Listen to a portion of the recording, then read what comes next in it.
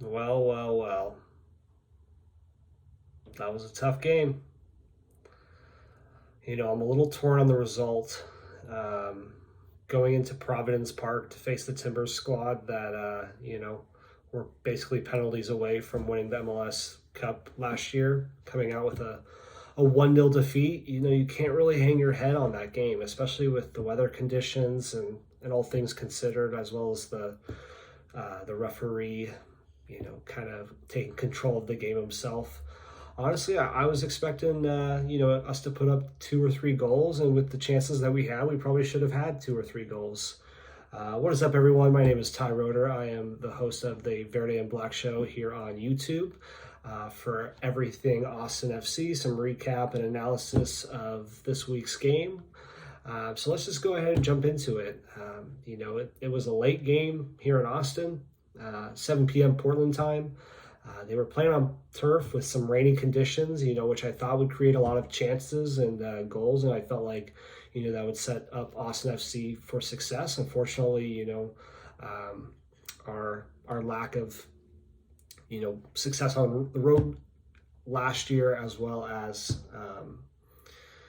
games that we played at home last year, kind of it all seemed to come back in one swift game. Um, you know, the only difference in Wolf's lineup this week was Gabrielson for Kip Keller. I know I had mentioned that a couple of times, that it looked like that's kind of what the trend was. With the experience of our midfield and Cascante, I think Wolf ultimately had confidence in Keller to hold down the fort. For those first two games, while Gabrielson, got back to match fitness. Unfortunately, he was one of the main culprits in the reason that Portland was able to score.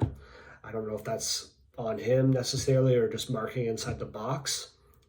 The first half, was kind of dull in my opinion.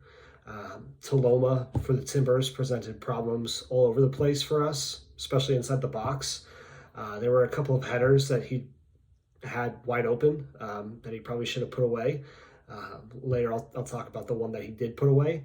I really was kind of critical of Danny Pereira in my last video, and I thought he, was a bright spot in our midfield.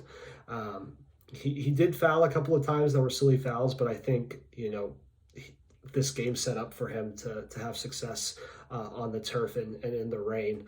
I was kind of itching to see Valencia start. I've liked what he's done off the bench.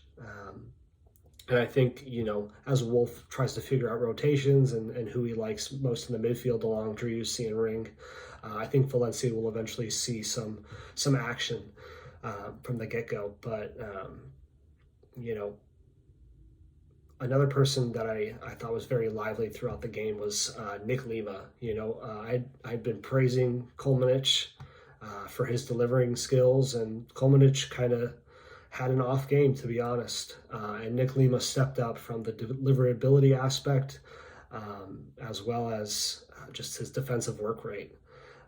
So the first half, 0-0 draw was fairly even. I think they had one more shot than we did. But, once the second half got started, I mean, the rain just came down extremely hard. Dominguez early on had a hard tackle that resulted in a yellow. And then, it kind of went downhill for us from there on out.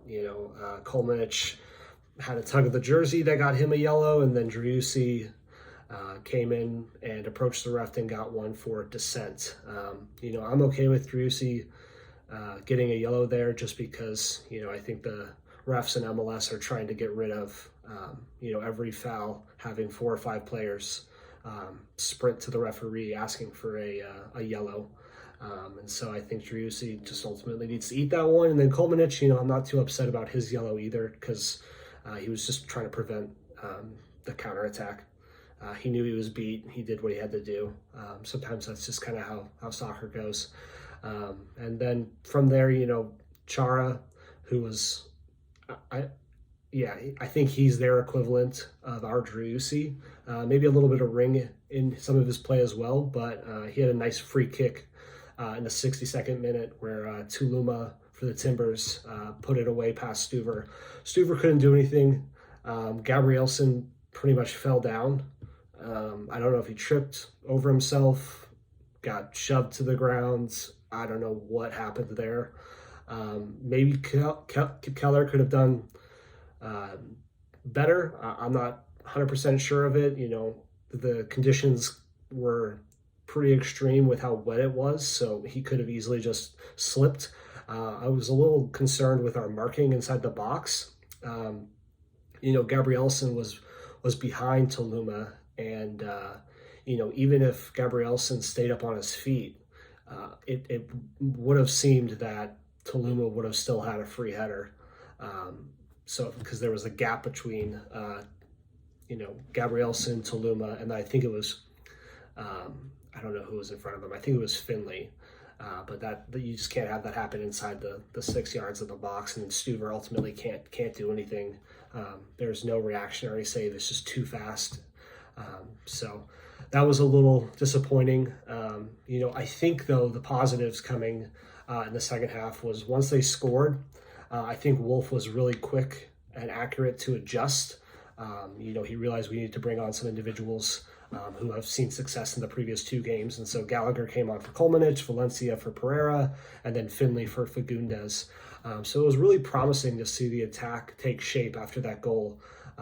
Gallagher, he basically was a keeper sweeper with the insane speed that prevented Portland from really getting past half field. I think he prevented, a lot of one-on-ones where it would have been Timbers versus Stuver in goal. So he definitely kept us in the game and allowed for our attack to take shape. And he really let the offense form, knowing that he had the speed to catch up to almost anyone had they need it. I was kind of surprised by Rodney Redes for Cecilio Dominguez. He did well when he came in. It seemed like he was taking almost every corner.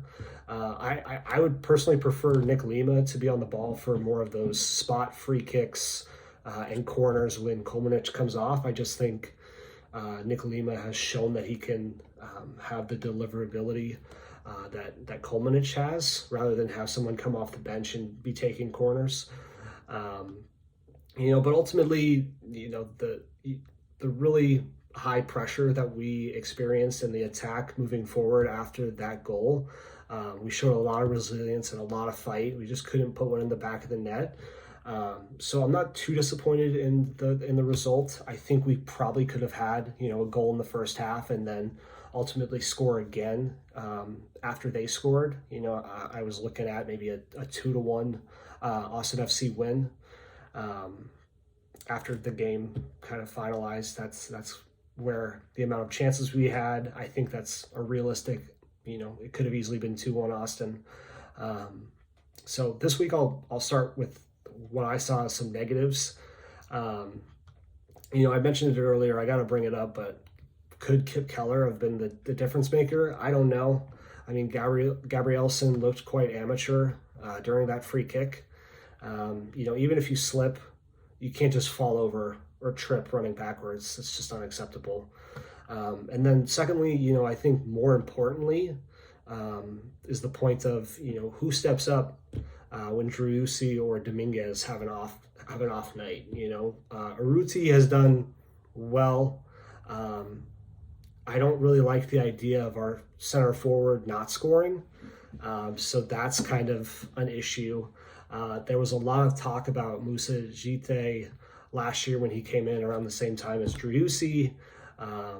Djité has not performed as well as I think he should have. He has a big frame, a big body, and he seems to want to take off down the left or the right channels with in behind balls rather than post up and kind of be a center point for the offense to get started. So that's a little confusing. I don't know if he sees himself more as a sprinter and getting behind defenses, whereas when I'm watching the games, it looks like he needs to be coming back and getting some pressure off of our midfield and wingers to allow the attack to transpire. And it doesn't seem like they're on the same page, whether that's with Driussi or Ring. So hopefully that can get fixed moving forward. But some positives, Gallagher, I mean, 2 to 3 times he single-handedly kept us in the game with his pace. And then I know I mentioned it briefly, but I think it's going to be really important, as we move forward, that when we find ourselves down like we did in this game, whether it's by 1 goal or two, with enough time left in the game, that we show some fight. The first 2 games, it was kind of a walk in the park for us, and we didn't really have to see what we were made of. In this game, we did, and even though we came out losing 1-0, I was still happy with the effort. The effort was there. It felt like we were, having attack after attack after attack. And hopefully as the season progresses, our finishing skills will only improve, and it'll make it a lot easier for us to score those goals. But my top performers, I like to put 3 in there, but this week I'm kind of only feeling 2 just because of how the game went. So number 2, I put Nick Lima. He showed that he could be the equivalent of Kolmanic on the right-hand side, and his delivering skills were quite on par this game. I know there was one into the box, almost similar to how Portland scored, where if we have someone connect on Nick Lima's cross, it's certainly a goal. The goalkeeper couldn't do anything, but they were able to clear it away. And then my number 1 was John Gallagher. To be honest, did not think that Gallagher would pose any threat to Kolmanic's starting spot. And I still don't. I was really impressed with his pace. I knew he was fast. I just didn't know he was that fast. I think there was one instance in yesterday's game where some Timbers player had about a 10 to 15 yard head start after they had crossed half field, and Gallagher was able to catch up with ease. So I think, moving forward, he's going to be an added weapon defensively. In this instance, when we were down 1-0 and we needed to come back and ultimately put more players inside the box and inside of the offensive third, I think he'll come in and kind of be that last man to allow that offense to transpire. And then I also think too, he can be kind of like a stopgap. For instance, if we're up, let's say 1-0 or 2-0, I don't think there's a big drop off when Kolmanic comes off and he goes in. And I think that game ultimately made me feel a lot more comfortable with him in the squad. I don't think he'll start. Maybe if Kolmanic has a tired leg or needs a break, but I'm excited with what I saw from Gallagher. That's all I have for y'all today. I know next week we have the Sounders coming to town, so feel free to like and subscribe. I appreciate the support, and we'll get them next week. All right, take care.